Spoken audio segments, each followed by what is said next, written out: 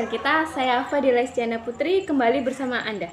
Di topik kali ini kita akan membahas tentang perubahan sosial di masyarakat yang sangat menarik. Tentunya kita semua menyadari bahwa perubahan adalah sesuatu yang tak terelakkan dalam kehidupan. Namun, apa yang mungkin belum banyak kita sadari adalah bahwa perubahan ini bisa terjadi dengan kecepatan yang sangat bervariasi. Kadang-kadang perubahan ini bisa sangat cepat dan mengejutkan, tetapi lain waktu perubahan bisa sangat lambat sehingga hampir tidak terasa. Untuk membantu kita lebih memahami fenomena ini, saya sudah bersama dengan dua narasumber yang sangat luar biasa, yaitu Erna Susilowati dan Naila Ines Zahwa. Selamat datang di podcast ini, Erna dan Zahwa. Terima kasih Fadila, senang sekali bisa bergabung di sini. Baiklah, mari kita mulai dengan perubahan sosial yang cepat. Erna, bisa Anda jelaskan lebih detail mengenai apa yang dimaksud dengan perubahan sosial cepat? Dan mungkin Anda bisa memberikan beberapa contoh nyata dari fenomena ini. Tentu Fadila, perubahan sosial cepat adalah perubahan yang terjadi dalam kurun waktu yang relatif cepat dan membawa dampak yang sangat besar dalam kehidupan sosial. Seperti yang saya sebutkan sebelumnya, salah satu contohnya adalah revolusi industri di Eropa pada abad ke-18. Sebelum revolusi ini, masyarakat mayoritas hidup dari bertani dan mengandalkan kerajinan tangan yang dijadikan sebagai mata pencarian mereka. Namun, dengan penemuan mesin dan perkembangan teknologi, banyak orang yang harus meninggalkan kehidupan agraris mereka dan beralih ke kehidupan industri. Ini mengakibatkan perubahan besar-besaran dalam struktur sosial seperti urbanisasi yang besar-besaran dan munculnya kelas pekerjaan baru. Benar-benar menarik bagaimana teknologi bisa merombak seluruh struktur masyarakat dalam waktu yang singkat. Lalu, bagaimana dengan perubahan sosial cepat di Indonesia? Apakah ada contoh lain selain revolusi industri yang terjadi di luar negeri? Tentu saja Fadila, di Indonesia kita memiliki contoh yang sangat signifikan, yaitu reformasi politik yang terjadi pada tahun 1998. Pada waktu itu terjadi peralihan dari rezim otoriter yang telah berkuasa selama lebih dari 3 dekade ke sistem demokrasi yang lebih terbuka. Perubahan ini tidak hanya membawa perubahan besar dalam politik, tetapi juga dalam kehidupan sosial bermasyarakat. Masyarakat Indonesia mengalami peningkatan kesadaran politik, kebebasan berpendapat, dan akses terhadap informasi yang lebih luas. Reformasi tersebut memang memberikan dampak besar dalam berbagai aspek kehidupan kita. Bagaimana dengan pandemi COVID-19 yang baru-baru ini terjadi? Apakah itu juga termasuk dalam perubahan sosial cepat? Ya, pandemi COVID-19 adalah salah satu contoh perubahan sosial yang cepat dan sangat nyata dan masih sangat relevan hingga saat ini.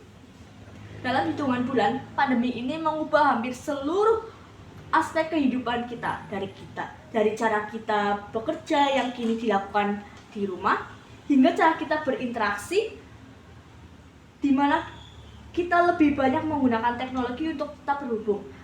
Selain itu, sektor pendidikan juga mengalami perubahan yang besar. Dengan beralihnya banyak sekolah ke pembelajaran daring, bahkan cara kita mengakses layanan kesehatan pun berubah. Yang tadinya berkunjung ke rumah sakit sekarang bisa dilakukan dengan smartphone.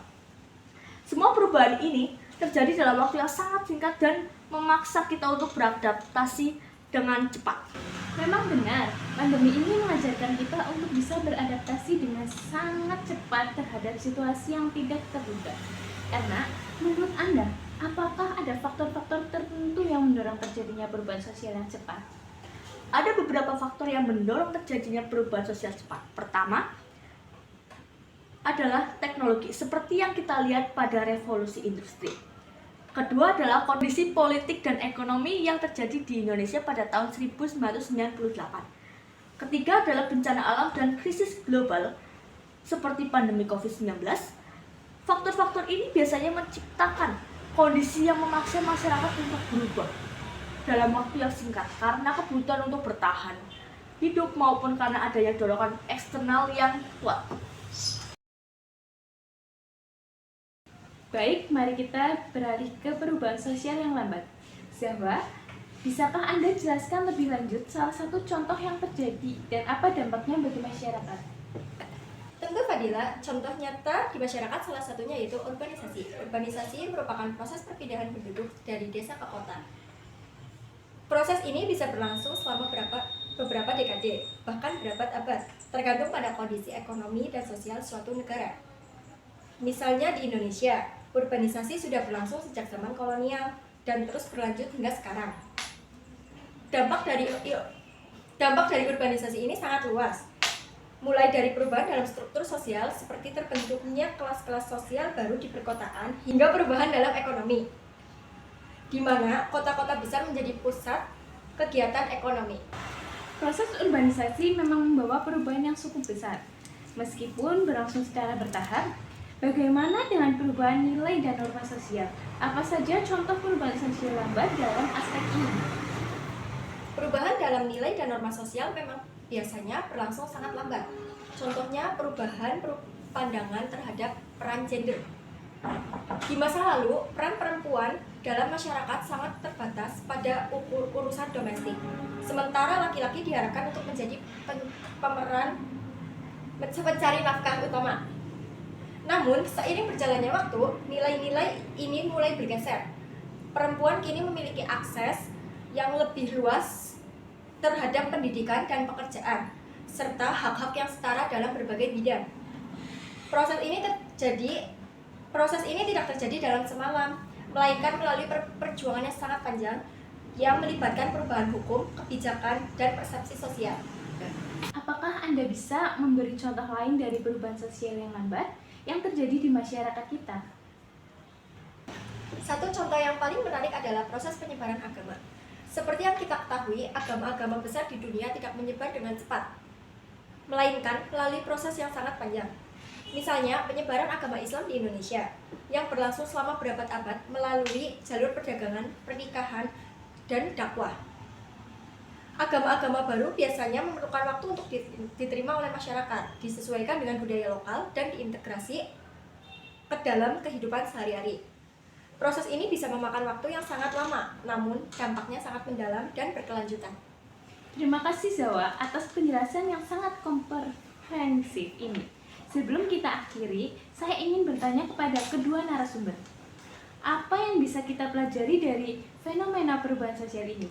Mengapa penting bagi kita untuk memahami bagaimana perubahan sosial terjadi?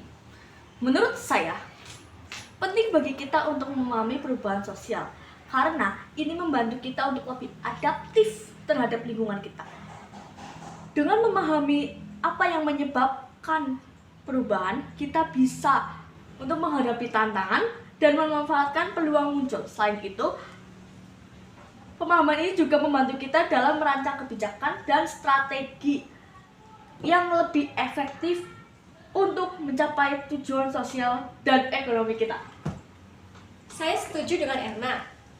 Selain itu, memahami perubahan sosial juga penting untuk menjaga harmoni dalam masyarakat. Ketika kita menerima bahwa perubahan adalah sesuatu yang tak terhindarkan, kita bisa lebih toleran terhadap perbedaan dan lebih terbuka terhadap ide-ide baru. Ini penting untuk menciptakan masyarakat yang inklusif dan berkelanjutan. Luar biasa sekali insight dari kedua narasumber kita hari ini. Terima kasih kepada Erna Susilowati dan Naila Ines Zahwa atas waktu dan pengetahuan yang telah dibagikan. Saya harap diskusi kita hari ini bisa memberikan pemahaman yang lebih dalam bagi para pendengar tentang perubahan sosial, baik yang cepat maupun yang lambat. Sampai jumpa di episode berikutnya dari Sosial Kita. Saya Fadila Istiana Putri, pamit undur diri.